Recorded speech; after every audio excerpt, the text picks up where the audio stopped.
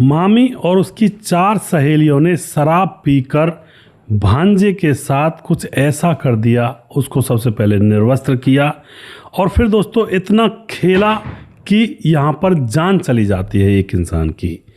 वो एक कहावत है दोस्तों, कहावत क्या, एक रील आपने देखी होगी कि भाई जवानी को ऐसे बर्बाद नहीं किया, जो भी आई पेलता चला गया, काली नीली हरी पीली तोतैया।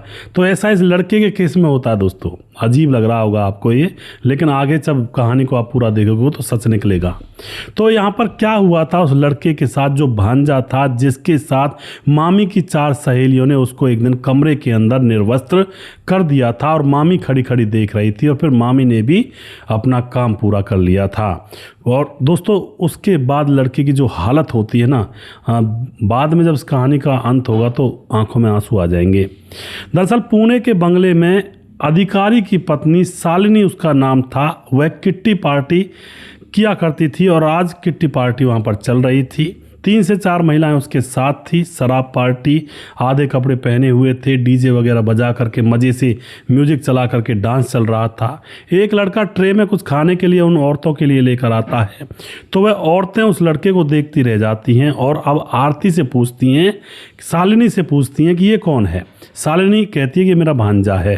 अब इतने में उसकी जो सहेलियां थी, जिनके साथ शालिनी सब तरह के रंग रूप देख चुकी थी दुनियादारी के, अब उससे कहती हैं एकदम से शालिनी से कि तुमने तो इसको घर में ही पाला हुआ है मुस्कुंडा। और फिर दूसरी बात ये कहती, शालिनी तुमने तो इसको छोड़ा तो नहीं होगा, हमें पता तेरी आदत का। यह सुनते ही शालिनी एकदम से मुस्कुरा जाती है, तो बाकी की सहेलियां समझ जाती हैं कि इसने कांड कवाड़ा इस भांजे के साथ कर दिया है। भांजा अच्छा हट्टा कट्टा तगड़ा अच्छा शरीर बनाया हुआ था उसने। अब सहेलियां बोलती हैं कि अपना भांजा हमें भी दे दो ना खेलने के लिए, लेकिन पहले तो वह मामी मना करती है कि नहीं नहीं उसको रहने दो और रहने दो उसको, लेकिन तभी वह कहती है कि अरे नहीं नहीं हमें भी दे दो ना, जो पैसे हम बाहर देते हैं वो यहाँ पर दे देंगे। अब पैसों की तो यहाँ पर कोई ऐसी टेंशन नहीं थी मामी शालिनी को, लेकिन अब जब ज़्यादा जोर करती हैं सहेलियाँ तो फिर उसके बाद वो कहती है ठीक है मैं बात करती हूँ पहले। और उसके बाद मामी ने यही बोला उनसे मैं बात कर लेती हूँ, और फिर भांजे के कमरे में चली जाती है और वहाँ जाकर बोलती है कि तुम्हारे ऊपर मेरी सहेलियों का दिल आ गया है, वो फिदा हो गई हैं और वह तुम्हें पाना चाहती हैं। इतने में भांजा कहता है कि अरे मामी तुमने हमारे बारे में सब बता दिया क्या उनको। मामी कहती है हाँ क्यों नहीं, सब कुछ बता दिया, इसमें कौन सी बड़ी बात है, ये बातें हमारे बीच में रहती हैं, हमारा अलग से समाज है एक तरह से। और उसके बाद भांजा कहता नहीं मैं ऐसे कैसे कर पाऊँगा, लेकिन मामी कहती है कि ज़्यादा होशियार मत बनो, मेरे पास तुम्हारी वीडियोज़ और फोटोज़ भी पड़ी हुई हैं। उसके बाद दोस्तों भांजा फिर जब ज़्यादा कहती है मामी और धमकी भी देती है तो वह तैयार हो जाता है और कहती है मामी कि तैयार रहना और बैठो यहीं पर। और उसके बाद वह बाहर जाती है और अपनी सहेलियों की तरफ एकदम से मुस्कुरा जाती है। और फिर यहाँ पर अब बारी आती है सहेलियों के कमरे में जाने की, लेकिन एक बार में 2 को भेजती है कि भाई 2 जाओ पहले एक बार में, और बाकी 2 का नंबर पीछे आने वाला था। और दोस्तों अब यहाँ पर क्या होता है उस कमरे के अंदर, पूरी कहानी सुनिएगा, बड़ी ही रोचक और जानकारी से भरपूर कहानी है और इन कहानियों से, इन घटनाओं से हमें अपने जीवन में बहुत कुछ सीखने को मिलता है। दोस्तों आजकल ज़माना बहुत स्पीड से चला हुआ है, बड़े बड़े कुकृत्य इस ज़माने में इस दुनियादारी में हो रहे हैं। अगर इन चीज़ों को हम पहले ही जान लेते हैं तो शायद हो सकता है ज़िंदगी के किसी मोड़ पर हम बच जाएं, ऐसे दलदल में ना उतरें, अगर हमें इन चीज़ों की जानकारी पहले से हो जाए कि भाई ऐसा करने से वैसा भी हो सकता है। वीडियो को पूरा ज़रूर देखिएगा। नमस्कार, मैं हूं सुदेश कुमार और जीतू सुदेश चैनल में आपका स्वागत है। दोस्तों यह घटना महाराष्ट्र के कोल्हापुर के अंदर घटित होती है, जहाँ पर रोहित शिंदे नाम का एक शख्स अपने गांव में रहा करता है। माँ का नाम कल्याणी शिंदे और पिता नगर पंचायत में कर्मचारी हैं।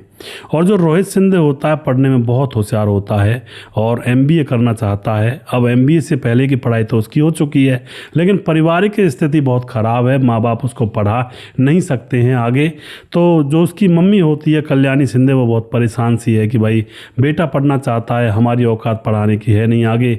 अब वह अपनी जेठानी से बात कर रही होती है और ऐसी कह रही होती है कि हमारा रोहित तो बहुत पढ़ना चाहता है, लेकिन क्या करें, हमारी मजबूरी ऐसी है, अब बच्चे को पढ़ाई से रोकना पड़ेगा, नौकरी में लगेगा कहीं। अब जो जेठानी होती है वह कहती है कि अरे ऐसा क्यों करते हो, बच्चे को पढ़ने दो ना। अब जेठानी से इसकी माँ कहती है कैसे पढ़ने दे, पैसे तो है नहीं।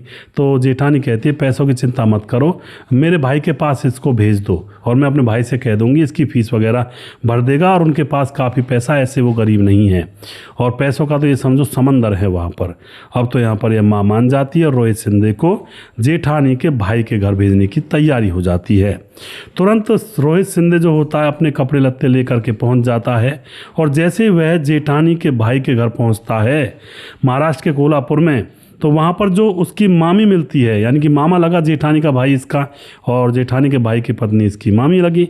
तो मामी ने पहले तो देखा हुआ था इसको, मामी शालिनी ने, लेकिन जब ये छोटा था, अब जब शालिनी दरवाज़ा खोलती है और ये घर के अंदर जाता है तो मामी तो इसको देखती रह जाती है ऊपर से नीचे, और इसको फिर अंदर बुलाती है।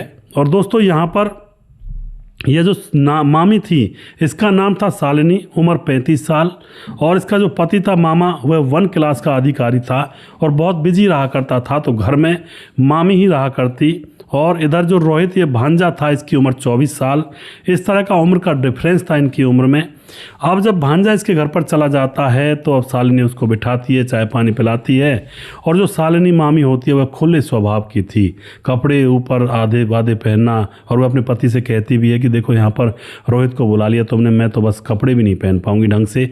लेकिन शालिनी का पति कहता है कि अरे आजकल नया कल्चर है, कोई दिक्कत नहीं होगी, तुम कपड़े पहनते रहना, वो बेचारा क्या कहेगा। अब तो शालिनी यहाँ पर जब रोहित आ जाता है तो उसको बिठाती है, और उसके बाद दोस्तों शालिनी अपने रंग ढंग में रहती है, कपड़े आधे पहनना, घुटनों से ऊपर तक निक्कर टाइप का वो जो होता है ना, लपेटा हुआ होता सबरा ऊपर से नीचे तक, वो पहन लेना, और ऊपर से अर्धनग्न टाइप के कपड़े पहन लेना। लेकिन जो रोहित था वह उसको देखकर शर्मा जाता, और वह जब भी भांजी के सामने, मामी के सामने आता, मामी उसको अपना तन बदन दिखाना चाहती, लेकिन रोहित नज़रों को नीचे झुकाकर अपने कमरे में चला जाया करता, पढ़ाई लिखाई करने लगता। और मामी जो है कि वो रात को सारा पार्टियों में जाया करती, अय्याशी किया करती, उसकी 2-4 सहेलियाँ थी, उनके साथ मौज मस्ती, किट्टी पार्टी किया करती, लड़कों को बुलाती, वहाँ पर मज़े लेकर आया करती। इस तरह से यहाँ पर मामला चल रहा था। इधर रोहित को उकसाया करती, क्योंकि रोहित देखने में बहुत ही हष्ट-पुष्ट और बहुत ही दमदार लड़का लग रहा था, नवयौवन से भरपूर, लेकिन अभी तक बात कोई ऐसी हुई नहीं थी। अब क्या होता है, एक दिन की बात है, वह पार्टी में से आई थी नशे में धुत, गाड़ी आकर रोकी उसने, उससे गाड़ी से उतरा भी नहीं जा रहा था, तो रोहित भाग कर जाता है, उसको पकड़कर अपने साथ कमरे तक लाता है। और दोस्तों जैसे ही कमरे पर बेड पर लिटाता है तो उसकी मामी शालिनी रोहित का हाथ पकड़ के उसे अपने ऊपर गिरा लेती है, और फिर शराब के नशे में तो थी ही, और जो रोहित था वह भी काफ़ी दिनों से देख रहा था मामी के रंग ढंग को, और आज घर पर कोई नहीं था, मामी और भांजे थे। और उसके बाद रोहित भी आपे से बाहर हो जाता है और दोनों के आज रात संबंध बन जाते हैं।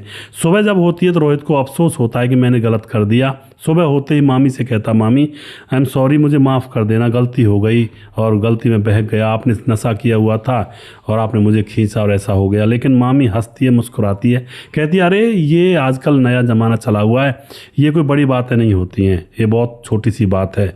और उसके बाद तो शालिनी दूसरी रात उसके पास पहुंच जाती है बेड पर, और भांजा फिर मना करता, लेकिन शालिनी कहती जब एक बार हो गया तो बार बार करने में क्या दिक्कत है, एंजॉयमेंट करो, ज़िंदगी को जियो। और एंजॉयमेंट के चक्कर में दोनों एक दूसरे से लिपट जाते हैं, हर रात यहाँ पर संबंध बनने लगते हैं, लगातार संबंध बनते हैं। और दोस्तों रोहित जो होता है उसका लाइफ स्टाइल बिल्कुल बदल जाता है, मामी उसको शॉपिंग करवाती, महंगे महंगे कपड़े दिलाती, महंगी महंगी गिफ्ट, और अब जब उसका स्टेटस बदल जाता है तो अब क्या होता है दोस्तों, वह अपने गांव भी जाता है। गांव जाता है तो घर वाले कहते हैं अरे बेटा ये इतने मतलब ऐसे कपड़े, वह कहता है मैं नौकरी करने लगा हूँ और पैसे मुझे कहीं देने तो होते नहीं है, खाना पीना मामा मामी के वहाँ पर हो जाता है, तो बाकी पैसों से मैं शौक कर लेता हूँ। तो घर वालों को फिर कोई दिक्कत नहीं होती, ठीक है बेटा पढ़ाई पर ध्यान रखना। पर कहता है हाँ मैं बिल्कुल पढ़ाई पर ध्यान रखूँगा। अब वह जैसे वापस मामी के घर पर आ जाता है तो दोस्तों अब वही रात होती है जिस रात के बारे में स्टार्टिंग में बताया था मैंने। उस रात घर पर ही किट्टी पार्टी चल रही थी उसकी मामी की और उसकी 4 सहेलियों की, शराब पी रही थी और नशे में धुत थी। और दोस्तों रात के समय जो सहेलियां होती हैं अब इसके कमरे में 2-2 करके जाती है, पहले 2 जाती हैं, वो मैं बता चुका हूँ आपको स्टार्टिंग में कि भाई सहेली इसको देख करके मोहित हो जाती है, फिर इससे कहती है शालिनी से कि तुमने तो इसको छोड़ा नहीं होगा। शालिनी मुस्कुरा जाती है और वह कहती है कि हमें भी इस खिलौना से खेलने दे। फिर शालिनी कहती है मैं पूछ कर आती हूँ, फिर पूछ कर आती है और फिर 2 औरतों को अंदर भेजती है, 2 के साथ यह संबंध बनाता है। उसके बाद 2 जाती हैं, फिर 2 घंटे के बाद फिर उनके साथ लगा पड़ा रहता है। और दोस्तों अब 25,000 रुपये दे करके वो वहाँ से उसको जाती हैं। अब तो यह जो लड़का था रोहित 25,000 हाथों में नगद आ गए थे। अब तो इसको चस्का लग जाता है और बार बार यहाँ पर वह औरतें आती और शालिनी की सहेलियाँ इसकी दीवानी हो गई थी। और उसके बाद तो शालिनी की सहेलियों की सहेलियाँ और उनकी सहेलियाँ, उनका ग्रुप्स होता है दोस्तों अमीर लोगों का, ऐसा ना इस तरह का एक ग्रुप्स होता है जिसमें वो इसी तरह के काम के लोगों के साथ चर्चा करते हैं। तो अब तो ऐसी कोई औरत नहीं थी जिसको इसने छोड़ा नहीं था। कोई 25,000, कोई 40,000, कोई 50,000 तक इसको देकर जाया करती। अमीर औरतें थी, ये तो बड़ा खुश। काफ़ी पैसे इसने इकट्ठे कर लिए, तकरीबन 4 से 5 लाख रुपए।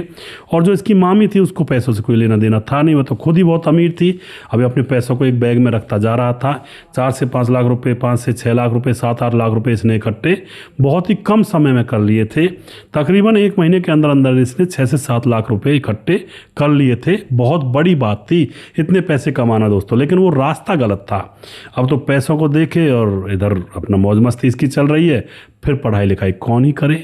अब दोस्तों इसने किसी को नहीं छोड़ा, 60 साल की हो, 50 की हो, 40 की हो, 20 साल तक की भी इसके साथ आया करती। और वो मैंने शुरुआत में कहा था कि भाई काली नीली पीली हरी तोतई गुलाबी संतरी, किसी को नहीं छोड़ा इसने, जवानी बिल्कुल बर्बाद नहीं की, उसका यूज़ किया। अब क्या होता है दोस्तों, यहाँ पर धीरे धीरे समय गुजरता चला जाता है। रोहित बार बार रोहित के घर पर आती हैं और बार बार यहाँ यह उनके साथ चला जाता। कई बार उनके घर जो सहेलियाँ होती हैं उनके घर पे किट्टी पार्टी हुआ करती, तो ये वहाँ पर भी पहुँच जाया करता। और महंगे महंगे कपड़े, महंगे जूते, सब कुछ महंगा महंगा चलता है यहाँ पर। अब तो अपने पैसों से ही खरीद लेता, मामी तो कुछ खरीदवाती नहीं।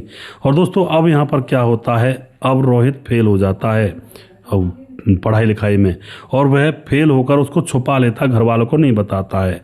अब उसके बाद दोस्तों जब इतनी इसको लक लग गई थी पैसे कमाने की, इसने बहुत सारे पैसे कमा लिए थे, तकरीबन 30-35 लाख रुपए कमा चुका था। अभी तक मामला सही चल रहा था, कोई दिक्कत नहीं थी। लेकिन अब क्या होता है, अब जब बहुत सारी पार्टियां इसको करनी पड़ती हैं, सुबह किसी के घर, शाम को किसी के साथ, रात को किसी के साथ, और शाम फिर आधी रात को किसी के साथ, इस तरह से चला हुआ था, पूरी बुकिंग में था। और अब इसके शरीर में कमजोरियाँ आने लगती हैं। और दूसरी बात, कमजोरी तो नहीं थी, लेकिन इतना कैसे ये किसी को खुश कर पाता। अब यहाँ पर जब प्रेशर नहीं बनता तो जो दवाइयों का सहारा लेता है, और तरह तरह की दवाइयाँ, और दवाइयों की हद भी इसने बढ़ा दी थी। और इस चक्कर में दोस्तों अब ये सबके साथ करता है, संबंध बनाता है। धीरे धीरे जब दवाइयाँ ज़्यादा होती हैं, अभी इतना ज़्यादा उम्र का था नहीं, और दवाइयों का प्रेशर शरीर में उल्टा असर पड़ता है। और अब धीरे धीरे दोस्तों कमजोरियाँ आने लगती है, अब बीमार होने लगता है। और बीमार भी ऐसा हो जाता है, आँखों के चारों तरफ काले घेरे बनने लगते हैं, और देखने में अब ये बदसूरत लगने लगता है। डॉक्टर के पास जाने लगता है, डॉक्टर इसको दवाई वगैरह भी देता है। शारीरिक कमजोरी इतनी ज़्यादा आ गई थी, बुखार भी ख़त्म नहीं होता था, लगातार कई बार बना रहता। और अब तो जो महिलाएं होती हैं इससे मुंह मोड़ने लगती हैं कि भाई अब तो ये बीमार हो चुका है, गया काम से। क्योंकि दोस्तों जब तक जान है तब तक जहान है, जब तक आपके अंदर कुछ गूदा है कहते हैं, तब तक तो सब कुछ है, नहीं तो कुछ भी नहीं है। अब इससे मुंह मोड़ने लगती है तो पैसों की इनकम भी कम हो जाती है। लेकिन पैसा तो काफ़ी था इसके पास, 30 से 35 लाख रुपए इकट्ठे कर लिए थे इसने। अब जो मामी होती है उसको भी इसमें इंटरेस्ट दिखाई नहीं देता है, वह भी देखती है बिल्कुल हड्डियों का ढांचा बन गया, कंकाल बन गया, कोई किसी काम का नहीं है। जैसे गन्ने को चूस करके उसकी छिलपन फेंक दी जाती है ना, अब उस तरह की कंडीशन इसके साथ आ चुकी थी। मामी भी अब प्रपंच रचने लगती है उसको भगाने के लिए, निकालने के लिए। और फिर ये दोबारा फेल हो जाता है अगली साल जैसे आती है, क्योंकि अब इसका वो काम तो बंद था और पढ़ाई लिखाई हो नहीं पाती थी, क्योंकि बीमार पड़ चुका था, आंखों से दिखना भी साफ नहीं हो रहा था। तो अब गांव में निकाल दिया जाता है इसको उस घर से कि तू जा अपने घर जा। ये अपने गांव जाता है, डिप्रेशन में चला जाता है। घर वालों को पैसे तो ये दे देता है, लेकिन ये डिप्रेशन में था। अब घर वाले परेशान, ये क्या मामला है। और शारीरिक सुख नहीं है ना दोस्तों, चाहे पैसा कितना भी है वो सब मिट्टी है। शारीरिक अगर सुख है, यानी कि शरीर स्वस्थ है, तो कम पैसों में भी बड़ा ज़िंदगी का आनंद आ जाता है। और अगर शरीर में दुख है, रोग है, तो चाहे करोड़ों रुपए आपके पास पड़े हो, वो सब बेकार लगते हैं। और ये सही बात है दोस्तों, मुझसे गुजरी है ये। जब मेरे हाथ का ऑपरेशन हुआ था, हाथ में दर्द रहा करता था 3-3 साल तक, तो कितना भी पैसा हो मुझे कुछ अच्छा नहीं लगता था, और ये रियलिटी है। लेकिन इन बातों की समझ तभी आती है जब अपने पर गुजरती है। बहुत सारे लोग पैसे कमाने के चक्कर में भागते रहते हैं, भाई पैसा ही सब कुछ है, ये कर देंगे वो कर देंगे, बादल फाड़ के थैली लगा देंगे। भैया जिस दिन बीमारी हो जाएगी या शरीर साथ नहीं देगा, उस दिन वो पैसे कमाने का भूत भी उतर जाएगा, उस दिन वो सारी चीज़ें बेकार और व्यर्थ लगने लगेंगी। सिर्फ शरीर ही अच्छा होता है, शरीर अच्छा है, स्वस्थ है तो सारी दुनिया की खुशियाँ अपनी हैं। शरीर रोगी है तो सारी खुशियाँ भी बेगानी हैं, कोई खुशी अच्छी नहीं लगती है। ऐसा ही यहाँ पर हो जाता है, डिप्रेशन में चला जाता है। गांव में जाने के बाद थोड़ा बहुत बच्चों के साथ बाहर चला जाया करता, लेकिन जल्दी हाँप जाया करता, घर आ जाया करता। तभी दोस्तों यहाँ पर क्या होता है, 2 महीने के बाद इसकी एक मौसी होती है जो सोशल वर्कर थी, वह घर पर आती है तो घर की रंगत बदली हुई थी। भाई घर में जब इसने 30-35 लाख रुपए दिए थे तो घर में थोड़ा बहुत तो लिसाई पुताई और एक आध कमरा बना भी दिया गया होगा। तो मौसी अपनी बहन से आकर कहती है, अरे अब तो बड़ा निखार है घर में। तो वह कहती है, इसकी माँ रोहित सिंधे की माँ कल्याणी, हाँ निखार तो है, हमारा बेटा शहर गया था, पढ़ाई में तो फेल हो गया, लेकिन नौकरी के चक्कर में रहा था, नौकरी में कमाई तो काफ़ी की लेकिन पढ़ नहीं पाया। पर ये बीमार बहुत हो गया, बाहर का खाना पानी इसको सूट नहीं किया। अब दोस्तों यहाँ पर पैसा भी काफ़ी लाया है, और इतना पैसा 30-35 लाख वो भी बता दिया था मौसी को, और ऊपर से फेल हो गया क्लास में, और ऊपर से शरीर का ढांचा बैठ गया। तो जो मौसी होती है ना सोशल वर्कर, वो ऐसे दौर से न जाने कितनी बार गुजरी है, ऐसे लोगों से न जाने कितने लोगों से मुलाकात उसने की थी अपने जीवन में। तो एकदम से उसका दिमाग खराब हो जाता है। जब मौसी ने इसको देखा, हड्डियों का कंकाल बना हुआ था, तो मौसी अपने अंतर्मन में सब कुछ समझ जाती है, और फिर अकेले कमरे में उसको ले जाती है और उससे बात करती है, बेटा मुझे सच सच बता दे क्या मामला हुआ तेरे साथ। पहले तो वह लड़का चुपचाप लगाता है, बात को इधर उधर घुमाने की कोशिश करता है, मैं बीमार हो गया था और बुखार आया था बहुत लंबा इसलिए। लेकिन मौसी सब कुछ समझती थी, वह कहती है मैं सब कुछ समझती हूँ, 35 लाख रुपए तू घर पर लाया है, पढ़ने के लिए तू गया था, 35 लाख रुपए लेकर आया है और ऊपर से शरीर का कंकाल बनाकर लाया है, इसका मतलब तूने कुछ ना कुछ गड़बड़ी की है। मैं कहना नहीं चाह रही, तू मुझे अपने मुँह से ही बता दे बेटा, मैं सब जानती हूँ।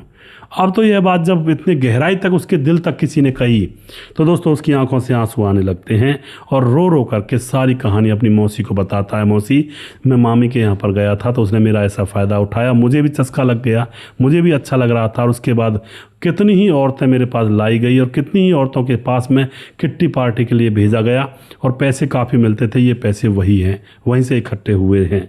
और उसके बाद वह एक और सच्चाई बताता है जिसे सुनकर मौसी बिल्कुल निढाल पसीने आ जाते हैं, क्योंकि मौसी माँ के बराबर होती है, उसका अपना ही बेटा था।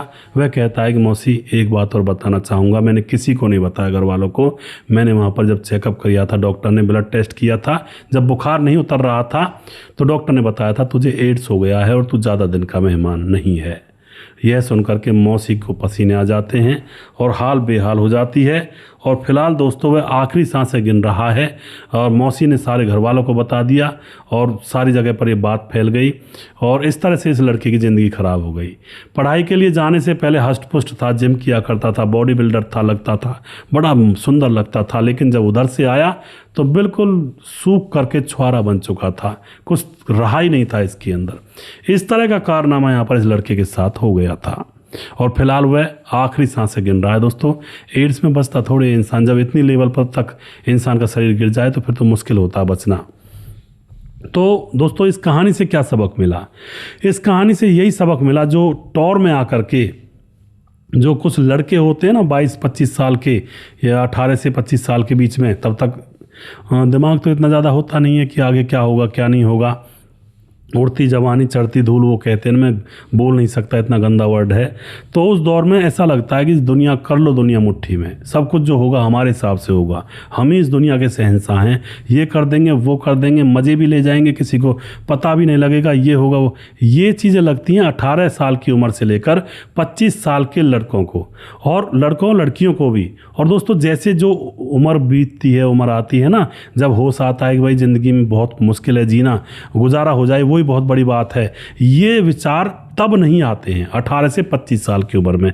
तब तो यही लगता है कि हम जो चाहें, हम उंगली घुमा दें तो ये कर देंगे, स्वर्ग पैदा कर देंगे, पैसों की बरसात कर देंगे। वो गाना भी तो था, जो तू हो जाए मेरी पैसे की लगा दूं ढेरी। इस तरह के ख्याल होते हैं इस उम्र में लड़कों के, और इसी वजह से इस उम्र में ऐसी गलतियां ये लोग कर बैठते हैं। या तो इंस्टाग्राम पर प्यार करते हैं, फिर वो लड़कियां इनको धोखा देती हैं, फिर या तो ये उनको मार देते हैं या खुद की जान चली जाती है। इस तरह के कांड यहाँ पर देखे जाते हैं। तो दोस्तों, इन चीज़ों से बचकर रहें। जो चीज़ आपको आसानी से मिल रही है और वो चीज़ वैसे बड़ी मुश्किल से मिलती है, और वह एकदम एकाएक आसानी से मिल जाए, तो समझ लेना उसके पीछे झोल झाल है, उसके पीछे बहुत खतरनाक सिस्टम है। उससे बचा जाए, बहुत ज़रूरी है, वरना ज़िंदगियाँ बर्बाद एक क्षण में हो जाया करती है और जीवन क्षणिक हो जाता है। वीडियो के लास्ट में कुछ भाइयों के नाम जरूर लेना चाहूँगा जो हमारे वीडियोस को देखते हैं और हमें खूब सपोर्ट करते हैं, अपना आशीर्वाद देते हैं। हमारे साथ हैं वनराज नामदेव कोहली जो कि लगातार कमेंट करते हैं, नीतीश पासवान बोधगो गिरिडीह झारखंड से कमेंट करते हैं, और उसके बाद हमारे साथ हैं दयाशंकर सिंह राजपूत ठाकुर यूपी 43 गोंडा से कमेंट करते हैं, रामलाल कुशवाहा जिला विदिशा पूर्णिया बिहार से कमेंट करते हैं, रवि प्रकाश कमेंट करते हैं, शौकत अली दिल्ली से कमेंट करते हैं, लगातार बने रहते हैं हमारे साथ। कालीचरण उड़ीसा से हैं, फिलहाल गोवा में रह कर के हमारे वीडियोज़ को देखते हैं। परवीन चौधरी राजस्थान के हैं, लेकिन फिलहाल बेंगलुरु में रहकर हमारे वीडियोज़ को देखते हैं और कमेंट करते हैं। सैफुल मलिक कमेंट करते हैं, राम थापा कमेंट करते हैं नेपाल से, और उसके बाद हमारे साथ हैं परम मान, हमारे भाई लगातार कमेंट कर रहे हैं फिलहाल, और कहते हैं कि हेलो सुदेश भाई, मैं आपकी वीडियोस 2018 से देखता हूं, जब आपने नया चैनल शुरू ही किया था, और मैं इटली में रहता हूं, और एक बार नाम बोल देना, मुझे अच्छा लगेगा। गॉड ब्लेस यू भाई, आपकी वीडियो में काम करते समय भी देखता हूँ, कई बार टाइम कम होता है तो हेडफोन लगाकर सुनता भी हूँ, और थैंक यू भाई, खुश रहो। जी बिल्कुल परमान भाई, और मुझे पता है आपकी कमेंट्स में कई सालों से पढ़ता हूँ, 7-8 साल से, जब से मैंने चैनल स्टार्ट किया था 2018 में, स्टडी चैनल था, वहाँ पर भी आप कमेंट करते थे। आपका बहुत बहुत धन्यवाद। और आप बहुत दिनों तक गायब रहे हैं शायद, या फिर आप कमेंट नहीं कर पा रहे हैं, तो आप लगातार कमेंट कर दिया करें। पुराने लोग याद आते हैं, और हमारे परिवार के ही लोग हो आप लोग, तो अच्छा लगता है आप लोग जब कमेंट करते हैं। कन्हैया प्रजापति, मैं आपकी कहानी सुनता हूँ, अच्छा लगता है जी, और शिक्षा मिलती है। कन्हैया प्रजापति, गांव परिबड़, यूपी मुजफ्फरनगर से बहुत बहुत धन्यवाद करते हैं जी। सूरज भान, मैं एक घटना के बारे में बताना चाहता हूं और आपको बताना चाहता हूं। तो सूरज भान जी, आपने जो नंबर दिया है, इस नंबर को हटा लें कमेंट बॉक्स में से, क्योंकि कोई भी फ्रॉड कर सकता है, और आप लोग हमारी फैमिली हो, आपके साथ फ्रॉड होगा कोई तो हमें बिल्कुल अच्छा नहीं लगेगा। इसलिए आप कमेंट बॉक्स में, सभी दर्शकों से कहना चाहता हूं, कमेंट बॉक्स में अपना फ़ोन नंबर बिल्कुल ना डालें, कतई ना डालें प्लीज़, और रिक्वेस्ट करता हूं बार बार, क्योंकि बहुत सारे लोगों के साथ गलत फ्रॉड भी हो चुके हैं। नंबर को कभी भी पब्लिकली तो डालना ही नहीं चाहिए, ये आप थोड़ा सा अपने दिमाग में उतार लें, ये बहुत गलत बात होती है, कुछ भी हो सकता है। तो प्लीज़ सूरजभान भाई अपने नंबर को कमेंट बॉक्स में से हटा लें। गीता श्रीवास्तव, हमारी बहन, जो कि बहुत दिनों से स्टार्टिंग से ही हमारे वीडियोस को देखती हैं और बहुत दिनों में कमेंट किया बहन ने, लड़कियां नहीं समझती हैं तो झेलना पड़ता है, माँ बाप भी खुली छूट देते हैं, हमने पहले ये किस्सा नहीं जाना, रिश्तेदार रहते हैं, अक्सर जाते हैं, आपकी कहानी से लोग जागरूक भी होते हैं, लखनऊ से बोल रही हूँ। तो गीता श्रीवास्तव जी बहन, अपना आशीर्वाद इसी तरह से बनाए रखें, और काफ़ी उम्र में भी बड़ी हैं, तजुर्बे में भी बड़ी हैं, और अपना आशीर्वाद हमारे साथ बनाए रहती हैं, खूब अप्रिशिएट करती हैं जब भी ये हमारे वीडियोज़ को देखती हैं, और पहले लगातार देखती थी, लेकिन फ़िलहाल अब काफ़ी दिनों में कमेंट आए, तो आप बनी रहें फैमिली के साथ लगातार। समाधान पाटिल जलगांव महाराज से कमेंट करते हैं, बहुत बहुत धन्यवाद करते हैं जी।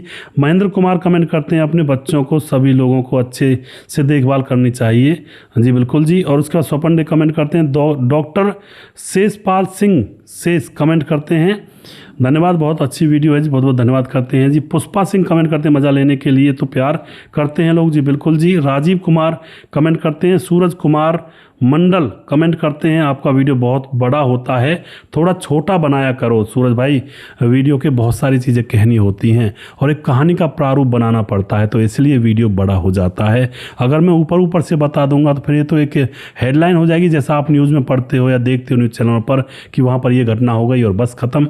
तो थोड़ा सा पूरा डिटेल में बताना पड़ता है बहुत सारे भाई, जो कहानी को अच्छे से समझ सकें और जान सकें कि इसमें क्या गलती हुई थी और वो गलती हमें अपने जीवन में नहीं करनी है। तो इसके लिए क्षमा करें, जितनी कहानी होती है उतना मुझे बनाना पड़ता है सूरज भाई।